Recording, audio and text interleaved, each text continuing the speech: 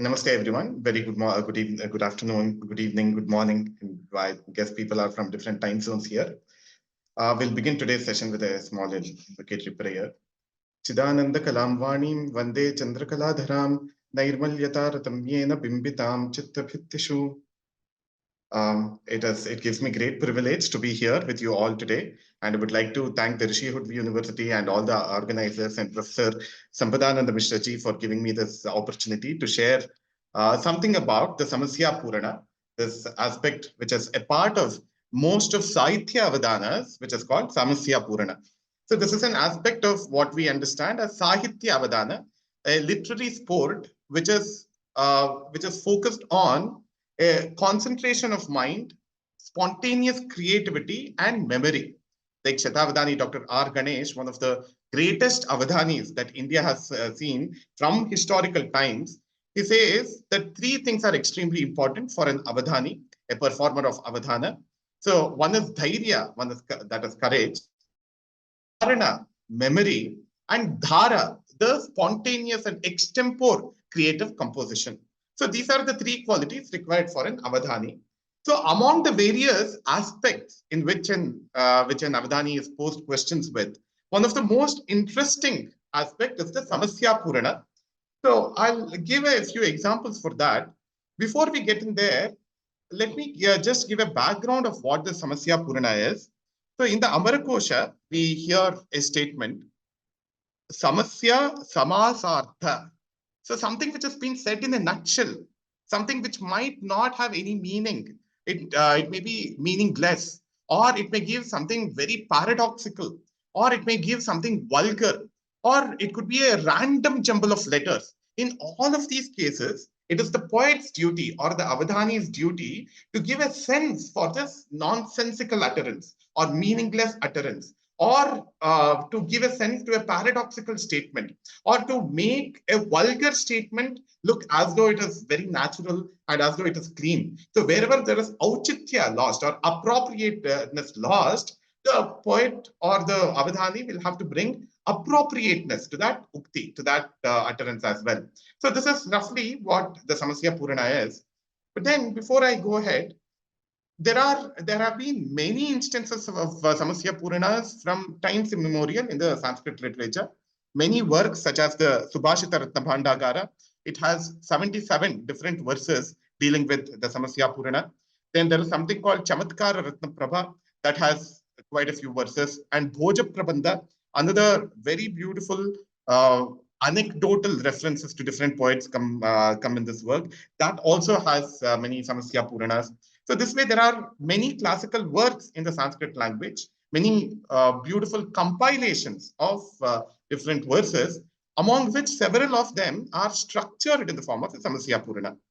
So once I give the examples, I think it will become clear what a Samasyaa Purana actually is. But before I go in there, let me draw your attention to the difference between what is called a Prahelika and a Samasyaa Purana. See, in a Samasyaa Purana, usually one line of a verse is given. A verse in the Sanskrit language, in most cases, or rather in all cases, has four padas or four lines to it. It could be in any one of the innumerable meters in the Sanskrit language. So the Samasyaa Purana can be extended to every other language, every other Indian language especially. Samasyaa Puranas can occur in the Kannada language, in Telugu, in Tamil, in Hindi, and many other languages. The Samasyaa Purana can be can be creatively brought in. But then I'm going to give examples in the Sanskrit language only. So usually in a Samasyaa Purana, what happens is that one line of the four lined verse is given. So that one line, which is posed as a challenge to the Avadhani, is usually, like I mentioned previously, it has a very strange meaning, or it is nonsensical, it is against nature, it is against human nature. So any of these constraints may be there. So the Avadhani will have to spontaneously compose the three other lines to give it an organic whole. So this third or the fourth meaningless line which has been given, it must get naturally integrated into the entire verse. So it should become an organic part of the whole. So that is what the Samasyaa Purana is. Sometimes more than one line or more than one pada is given as the Samasya. Many cases, if it is an Anushtup verse, more than one line, that is more than one pada, that is two padas together may be given as the Samasya. As well. There is something called the Tripadika Samasya or Tripada Samasya, where three disjoint lines are given. See, this is a very, very tricky one. I'll show examples also towards the end. So three disjoint lines. One has no connection with the other. One is from some XYZ Kavya. The second is from another compilation. Third one is could be even spontaneously created by the person who is asking the question. Three random lines are given, but in the same metrical pattern. And it is the duty of the Avadhani to bring sense to all the three lines by adding just one more line. That's a very, very great challenge. So the Samasya Purana is rooted in the lateral thinking, creative thinking of the poet, the Avadhani. So he'll have to spontaneously come up with a solution for the Samasya Purana, the line which has been posed as the Samasya, the line of the Samasya. But then let me draw your attention to the difference between a Samasya and a Prahelika. A Prahelika can be loosely translated as a riddle. Usually, riddles don't require you to compose a verse. The answer need not come in the form of a verse, firstly. Secondly, the answer is usually a one word or one object is the answer to a riddle. See, for instance, there are many, many different texts which speak about riddles in the Sanskrit language. A text called Manasollasa, it lists 14 different kinds of riddles which can be posed to different people for kind of triggering their lateral thinking and to make their brain sharp, to make them think out of the box, etc. See, one of the riddles is Ekam Chakram Dvipadhyam Va Vina Vahais Pravartate Na Gacchati Padam Chaikam Kim Tat Vastu Abhidhiyatam. So please tell us what is this. So the riddle question is as follows.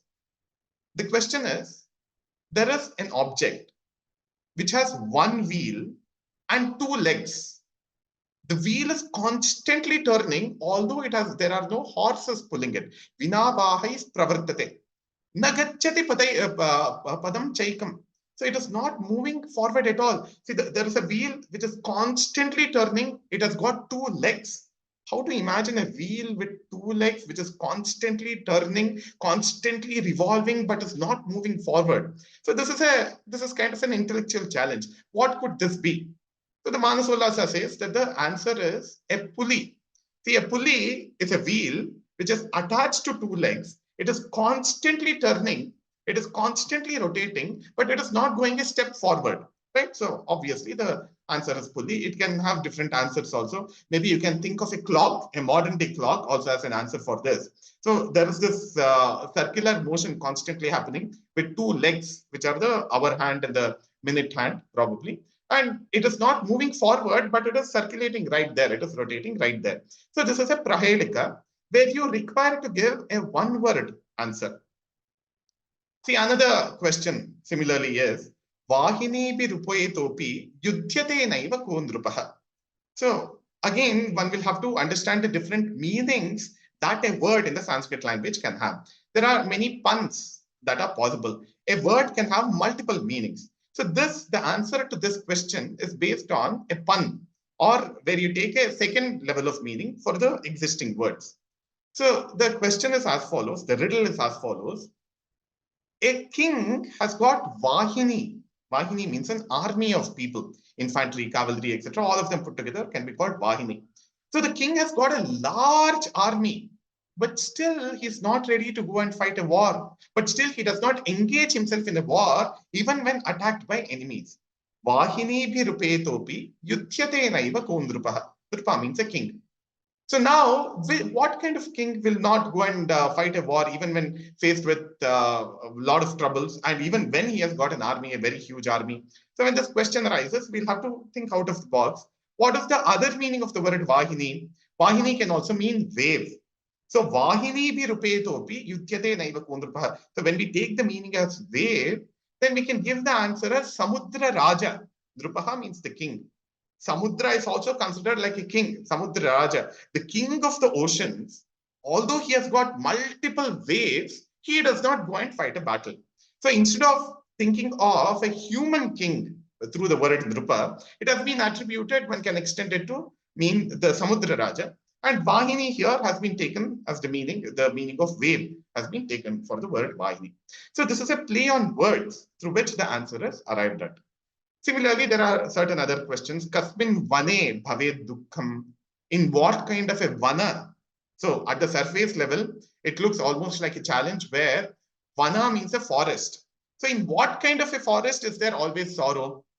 So now you add one syllable to it. So this is a kind of riddle where you add a syllable or you deduct a syllable through which you can arrive at the answer. So kasmin vane bhaved dukkham. So you can say jivane. Jivane bhaved dukkham. So the word vana is there, but you have added a syllable. Jivane bhaved dukkham. So in jivana, which means life, there is dukkha, there is sadness. And vane kasmin bhaved madho bhaved. In what kind of a vana? Mada. Mada means intoxication or being proud or arrogant. In what kind of a forest or in what kind of a vana is mada, intoxication, felt? So now you'll have to think what kind of syllable can you add to this word vana to give the sense of intoxication or a stage or a place where intoxication is felt. So the answer that is proposed is yavana. Yavana, that is when a person is in his youth, that is when mother, he'll be intoxicated or arrogant, etc. People who are in their youth because of their physical looks or because of the position that they hold, etc., they might have this mother. They might be very intoxicated, very arrogant, very proud about themselves. So these are prahelikas. See here, in all of these cases, the answer is one word or a word which is arrived at by adding a syllable or deducting a syllable from the word which is already present in the question. So this is the nature of a prahelika, a riddle. A prahelika also is largely an intellectual activity. But however, Samasyaa Poorana is both an intellectual activity and an emotional activity. It combines the qualification of a poet. It requires the skill of a poet to compose a verse also so as to make meaning or so as to bring meaning to the meaningless phrase or the meaningless part of a line, part of a verse. So now I'll show certain examples. Some of the samasyas can be resolved by just playing with the words which constitute the line of the samasya. Some of them will have to be solved by going through the meaning, thinking deeply into the meaning of the line of the samasya. Sometimes both the word and the meaning will have to be played with to arrive at the solution to the samasya. So I'm basing all my examples, I'm quoting all my examples from the Art and Science of Avadhana, which is authored by Shatabdani, Dr. R. Ganesh and Shri Shashikiran. So now let me just give this line of samasya and all of us can think for a little while. See, the line of the samasya is as follows. Akshabalam Shekunim Ajuhava Janakaja. Akshabalam Shekunim Ajuhava Janakaja. See, now it's a very, very strange line. Janakaja means Sita. So the line, this is the samasya line, whatever is in bold. The line is saying Sita requested Shakuni, a character of Mahabharata, to help her by using his Akshabala. Akshabala is his skill in playing dice.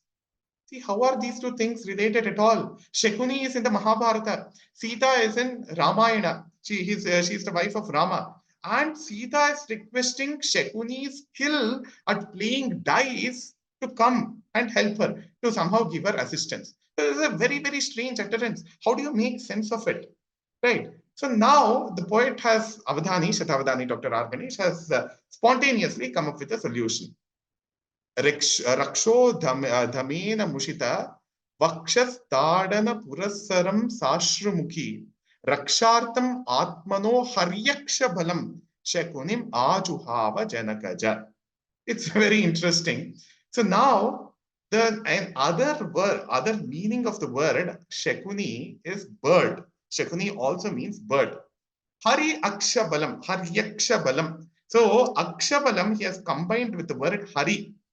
Hari has several different meanings. So now here the poet has solved it in the following way. Raksho dhamena, raksha adhamena. So that is the Rakshasa, the worst kind of Rakshasa, the most vicious form of Rakshasa was Ravana.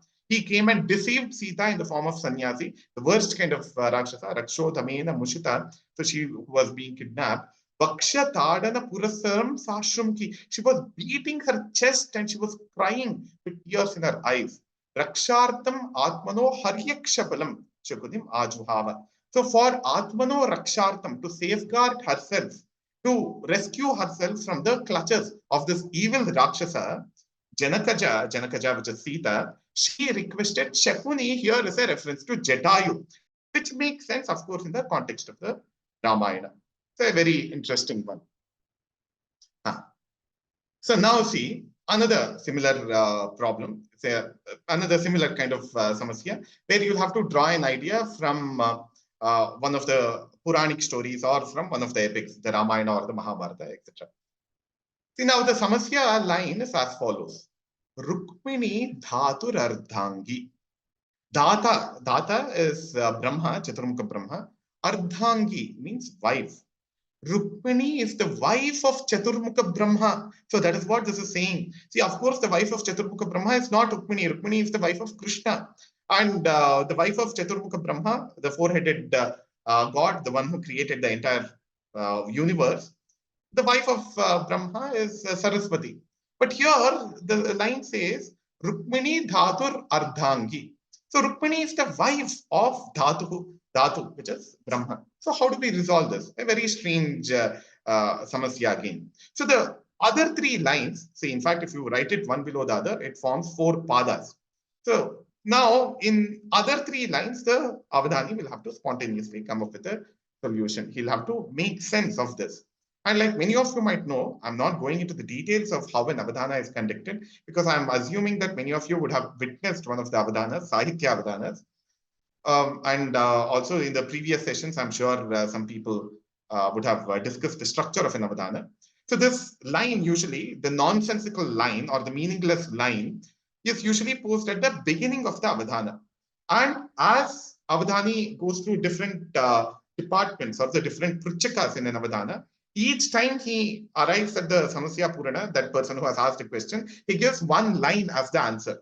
So by the end, by the time all the four rounds of the Avadhana are completed, the Samasya Poorana, the three other lines of the Samasya Poorana would also have been composed and completed. A meaning would have been brought by the poet. So now, how do you solve this? Rukmini Dhatur Ardhangi. Rukmini is the wife of Brahma. So that is what the line is saying. Vachmikim Krishna Rupena Tavasa Kama Kamini Rukmini Dhatur Ardhangi Vidyaya Guna Hrudyaya. Very interestingly. So the poet has resolved it. It is almost like a poet speaking to Bhagavan Shri Krishna. Vachmikim Krishna Rupena. What can I tell about your Rukmini? In her Rupa, in her appearance, Tavasa Kama Kamini. She looks like the wife of Manmata. Vachmikim Krishna, what can I say about the grandeur or the greatness of Rukmini? Vachmikim Krishna, Rupena Tavasa Kama Kamini. She is like the wife of Manmata. Kama means Manmata. Kamini means wife. So she is as beautiful as Rati in her form. Rukmini Dhatur Ardhangi Vidyaya Gunahrutyaya. And Rukmini is like the wife of Brahma in her Vidya, in her learning. So in her appearance, she is like Rati. In her learning, she is like Saraswati. So that is what he has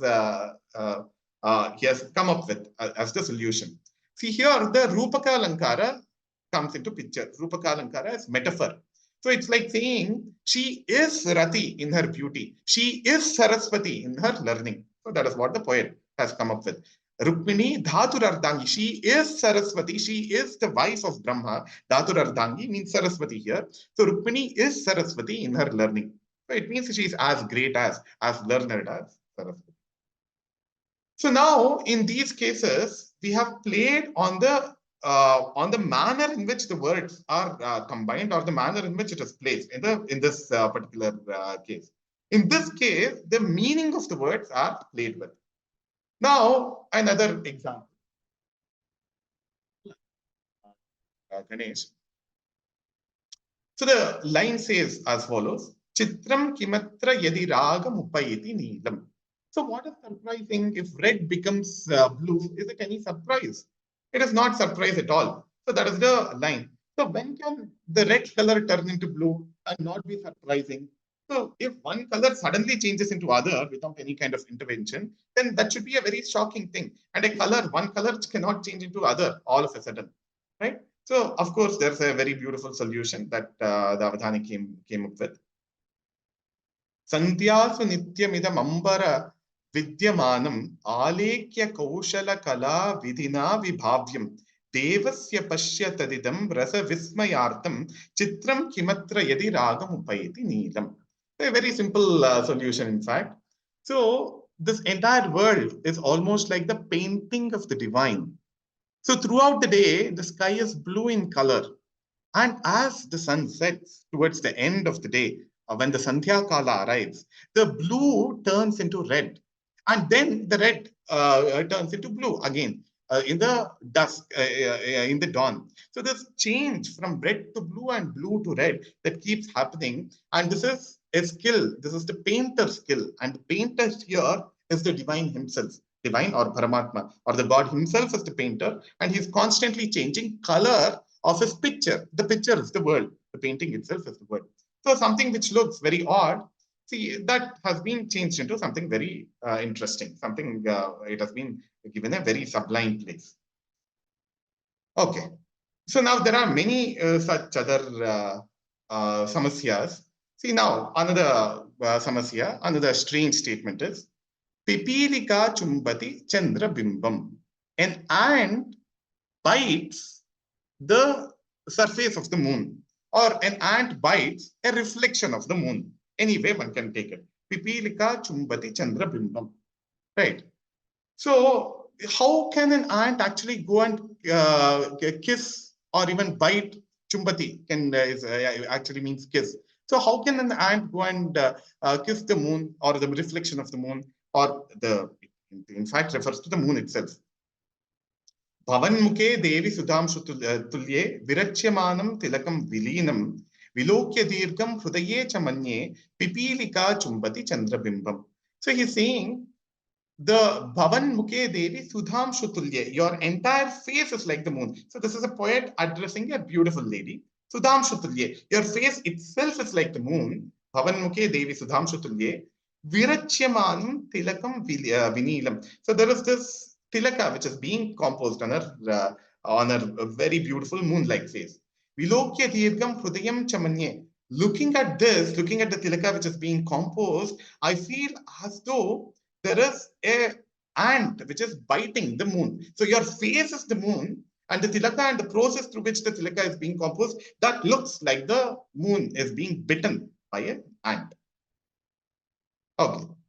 Now, while these were examples of phrases where, or lines where, or padas where, the meaning was very strange or meaning was beyond logic, there are other statements which are not really illogical or anything. It is almost like a generic statement.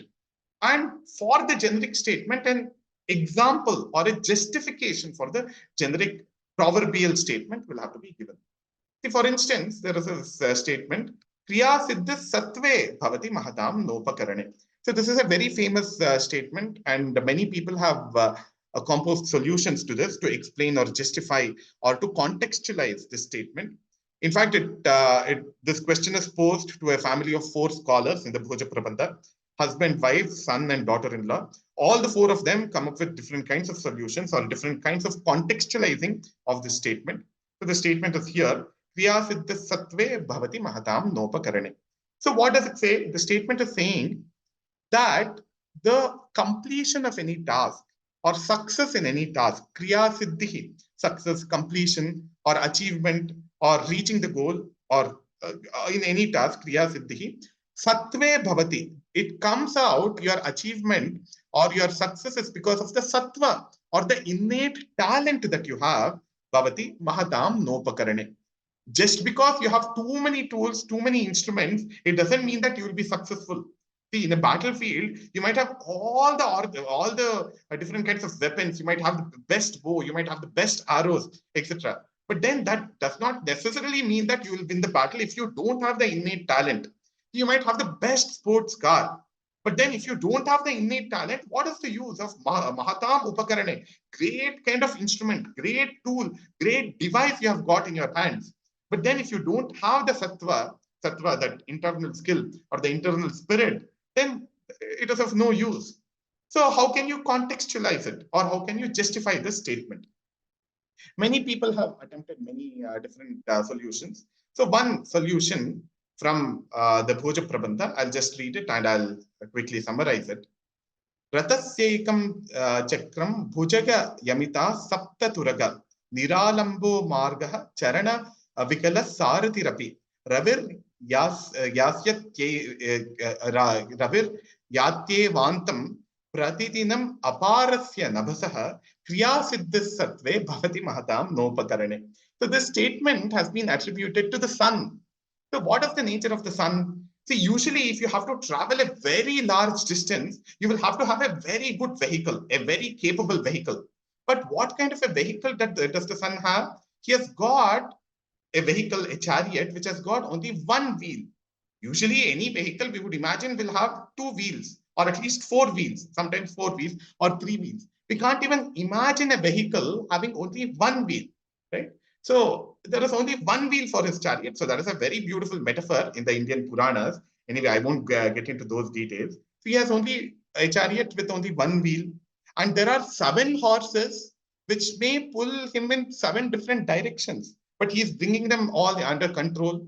And there's a Sarathi. He has got a charioteer who is handicapped. Aruna, who is the charioteer of Surya, he was born without limbs. So there's a story behind this as well. And Niralambo Margaha. So usually, if you're traveling to some place, you'll have to have a proper path. You'll have to have a road or some kind of a path, right? Niralambo Margaha, there's not even a road on which he can travel.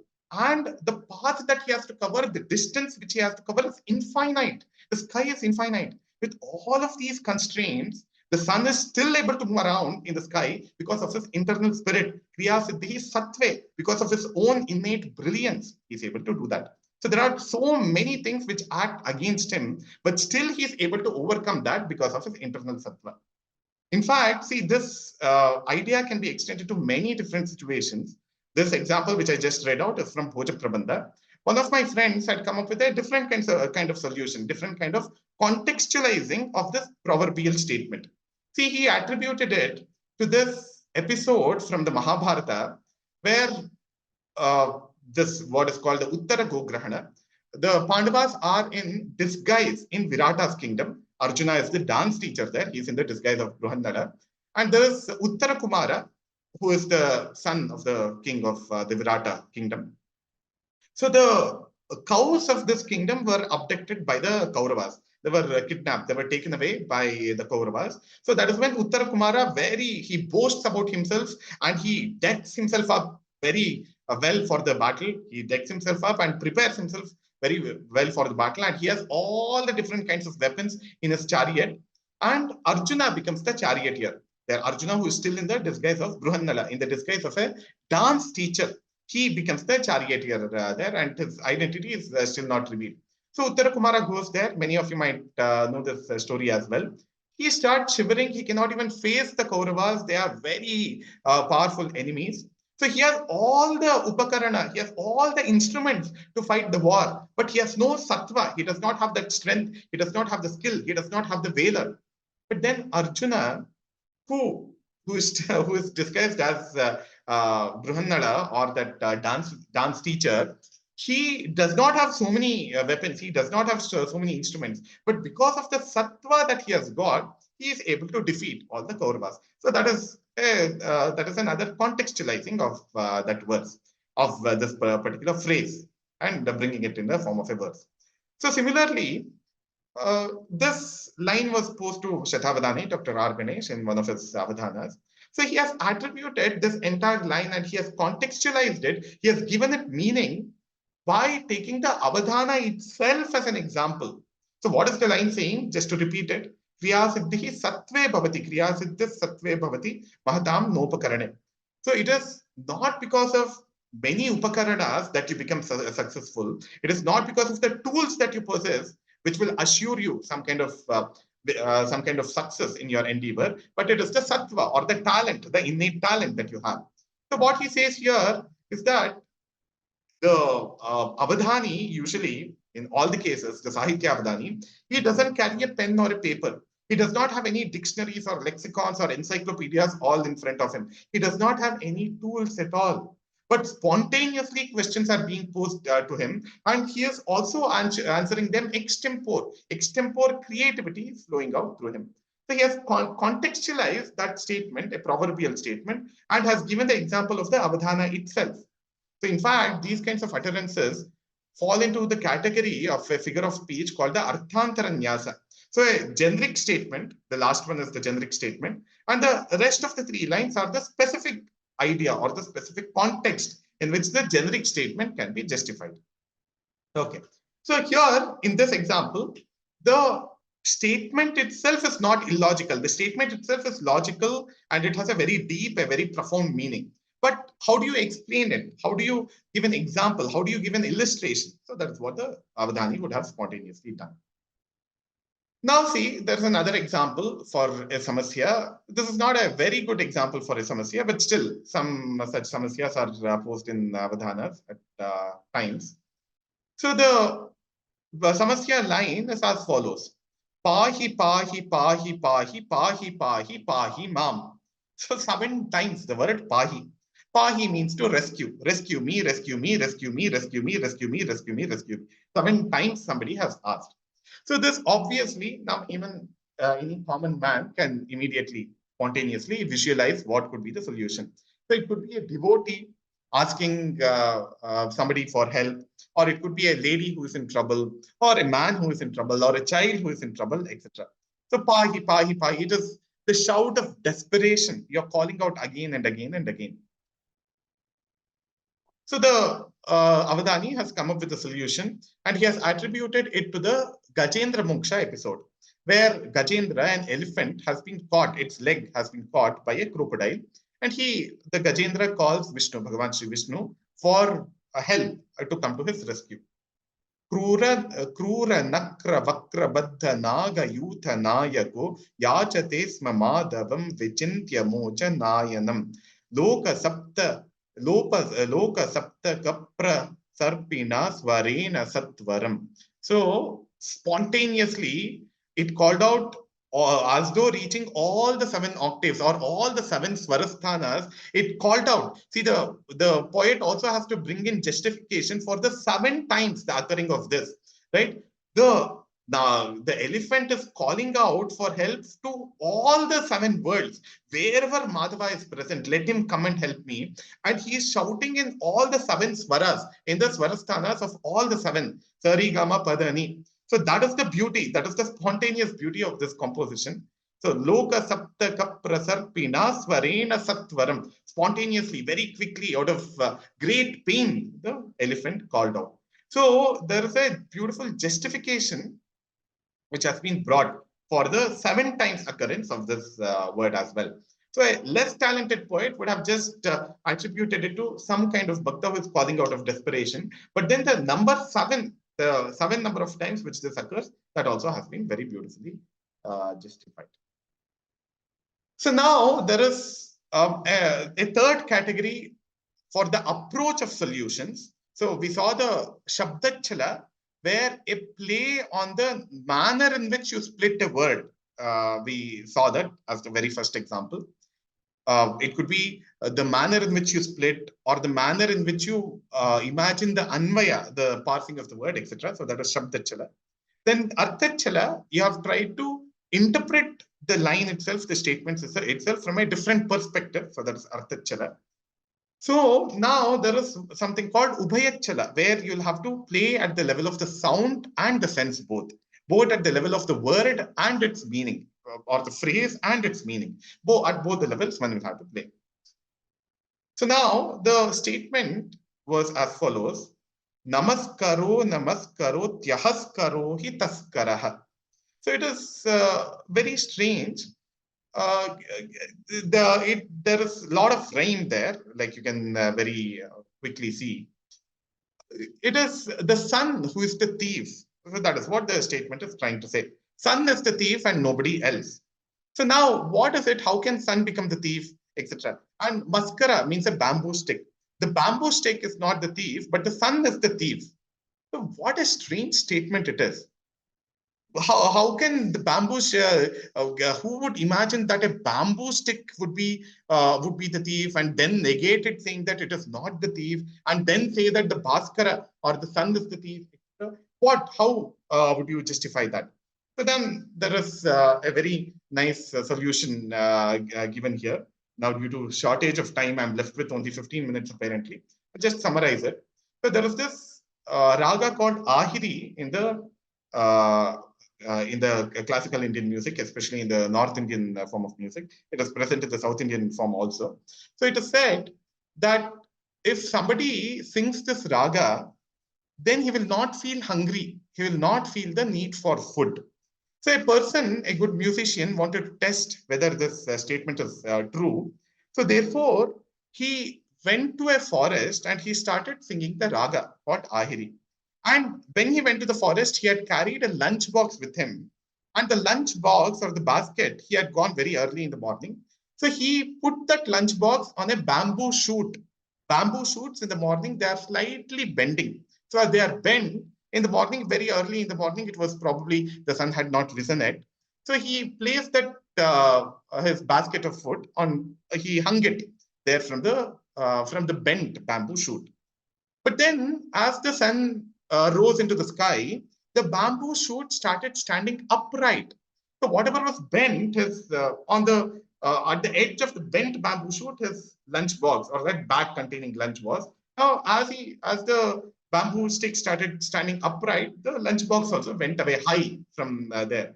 So it is the sun which has made the bamboo stick go upright, and the sun is the thief here. The sun has caused the bamboo stick to raise up and it has stolen this person's food. So the sun has stolen the person's food and the bamboo stick is not at fault. See, this is such a strange instance saying that bamboo is not the thief, but the sun is the thief. What a strange kind of combination is this? So he has contextualized it, and this requires a very keen observation of nature. So in certain kinds of bamboos, they are bent before the sunrise. When the sun comes up, they become upright. So that example, that intuition the poet has used here. Okay, now one small one before I go into one last kind of samasyas, one last kind of samasya.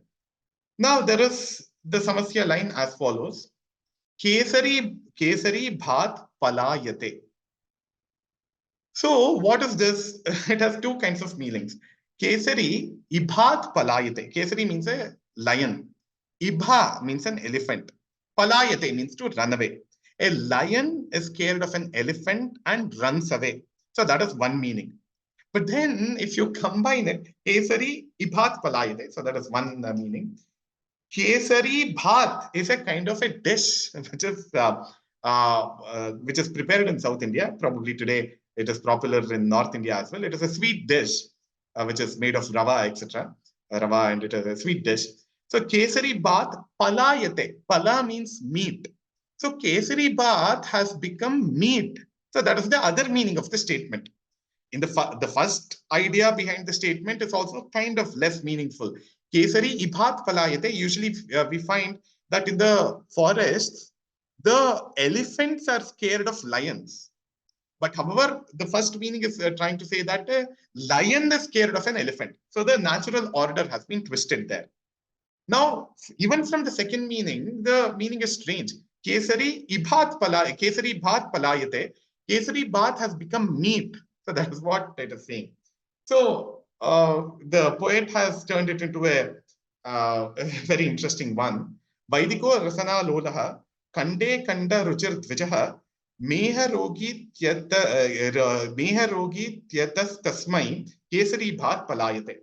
So he's saying, so there was this Vaidika. Vaidika is a Brahmana, Brahmanas who usually don't eat any meat. And this Brahmana had a sweet tooth, as in he was fond of sweets. But then he had got meha, so he had got madhumeha, or he had got diabetes. So a diabetic person, of course, cannot eat sweets. So just like a brahmana, just like this brahmana would never eat meat, even when he was faced with kesari bath, even when kesari bath was put on his plate, that was as good as meat to him. He would not eat it because he had this diabetes. So that is the solution which has been proposed there. Kesari bath palayate, which means kesari bath itself has become meat. So it is as good as meat to this brahmana who has got madhumeha, or who has got this diabetes as one of his ailments. So now, one last thing in the next 10 minutes, we can try concluding. There's another kind of samasya, which is called Tripada Samasya, where 3 lines are given. I mentioned this in the beginning. 3 lines are given to the Avadhani, and he'll have to bring sense to this disconnected lines by adding 1 line, by adding the 4th line in any one of it can, the 4th line that he's adding could either be the first line or the second, third, or the fourth. It can come in any order within the verse, but just through 1 additional line, he'll have to bring sense to the entire verse. So there is this line from Kuvalayananda which goes, Kanchit Kanchana Gaurangi. So a very beautiful fair woman. Jambu Phalani Pakwani. This line was also posed. So these 3 lines were posed as samasyas to him. A beautiful fair lady. Jambu Phalani Pakwani. The jamun fruits are ripe. Kausalyananda Vardhanaha. The one who gives joy to Kausalya, that is Rama. She's so disconnected. A beautiful fair lady and very ripe jamun fruits, and the person who causes delight to Kausalyananda, to Kausalya. Kausalya Ananda Vardhanaha. It can be an attribution to Rama. Right. So how do you make sense of all of this? So this has to be all the 3 lines which are disconnected from each other, disconnected in meaning, disconnected in sense. That has to be given meaning. Kanchit Kanchana Gaurangi. Okay. And also, there is no Kriya Pada. There is no activity also indicated here. So now, Kausalyananda Vardhanaha means Rama. So the poet added, Avadhani, Ganesh Avadhani, Dr. R. Ganesh, he just added this 1 line, Chinvatim Vana Aikshyata. So it has given a very beautiful meaning here. Aikshyata is to see. Vane, in the forest, Jambu Palani Pakwani Chinvatim. So Rama saw a very beautiful fair lady in the forest who was collecting very ripe jamun fruits. So that is what he has given here. So Aikshata is an attribute to, or it's a Kriya Pada, it's the indicative of the action that this Kausalya Nandavardhanaha, Rama, a reference to Rama, Aikshata he saw. Whom did he saw? Kanchana, Kanchit Kanchana Gaurangi. He saw this fair, beautiful lady. What was she doing? Chinvatim Vane Jambu Palani Pakwani. She was picking up the ripe jamun fruits. So that kind of a lady he saw in the forest. Yeah.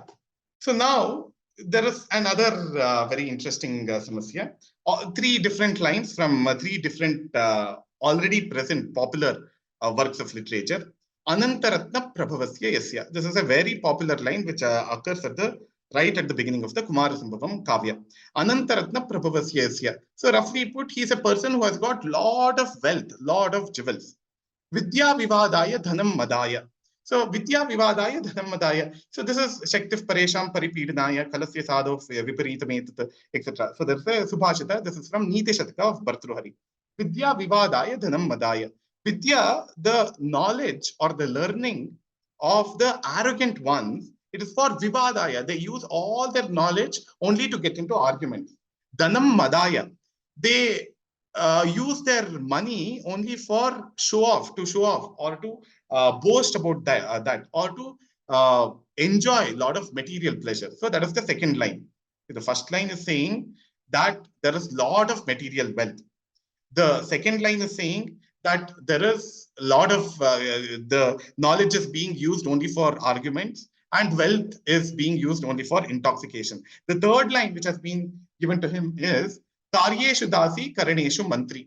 So uh, a reference to a lady who is almost like a very good, dutiful person in performing any kind of actions, And she was a very good counselor in any kind of activities. Karaneshu Mantri.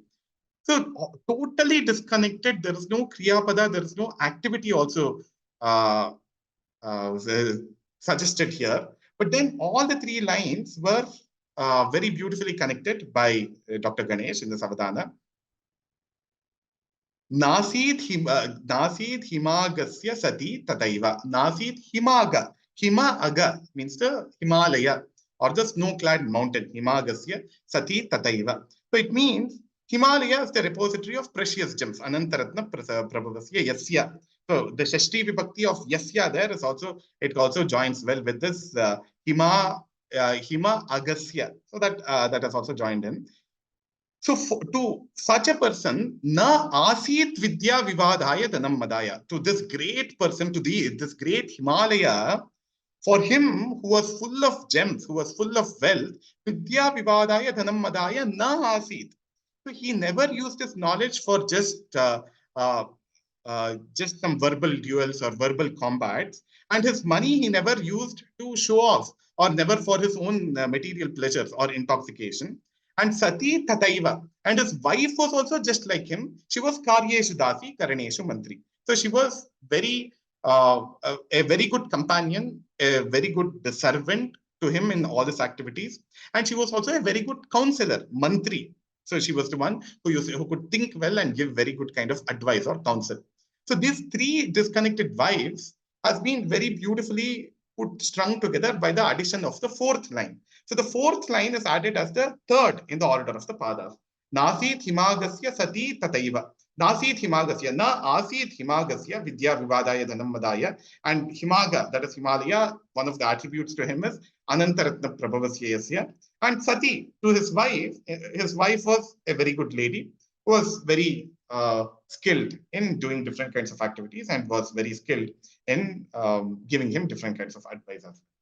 So this way, there have been many, many different Avadhanis who have come up with many different Samasyaa Puranas, not just during an Avadhana, but also as Gruha Kavitva. So while sitting at home, one may take up a line from some poem and then try to bring meaning to that through a different context by adding three more lines. This way, Samasyaa Purana can be a part of Gruha Kavitva or it can be also Sabha Kavitva, like in an Avadhana. So with this, I'll stop for the day. The time is very short. All this has to be enjoyed in a live performance of an Avadhana. So this was just an overview of the different kinds of challenges that an Avadhani might face. So he has no pen and paper during an Avadhana. And the line can have a very strange, unrelated, illogical sense. But then spontaneously, he'll have to come up with a solution to bring context or to bring meaning to those lines.